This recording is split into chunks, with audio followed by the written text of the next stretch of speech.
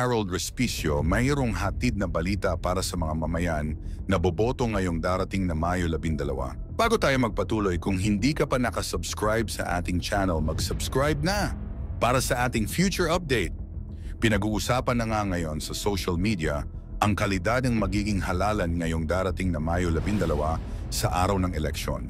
Ito ay pagkatapos lumabas sa social media ang isang pahayag ni Attorney Harold Respicio sa posibilidad na po pwede umanong madaya ang mga ACM kapag eko-connecta raw ito sa internet sa araw ng final testing at sealing ng mga ACM. Dito masayang ibinalita ni Attorney Respicio na wag na umanong mabahala ang mga Pilipinong boboto sa araw ng eleksyon dahil malinaw na umano ang guidelines ng COMELEC pagkatapos nitong makausap ang mga election board at iba pang magpa-participate sa election process ng bansa na hindi na eko-connecta sa mga ACM sa final testing at sealing ng mga machine, maging sa araw ng election ay hindi ito po pwedeng e-connecta sa internet.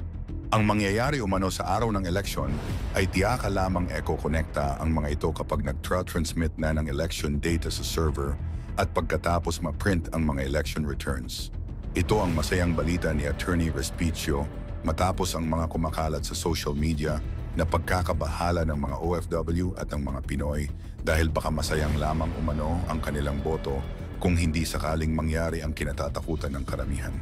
Dapat umano igalang ng mga politiko ang pagboto ng mga Pilipino bilang isang demokrasyang bansa. Samantala nagsalita naman si Attorney Vic Rodriguez at sinabing dapat lumabas ang mamamayan at bumoto sa araw ng eleksyon upang marinig ang boses ng bawat mamamayan. Dagdag rin nito na tanggapin ang pera na ibinibigay ng mga politiko kagaya ng AKAP at iba pang tulong dahil pera umano ito ng mamamayan. And iboto ang mga taong may malasakit sa bansa.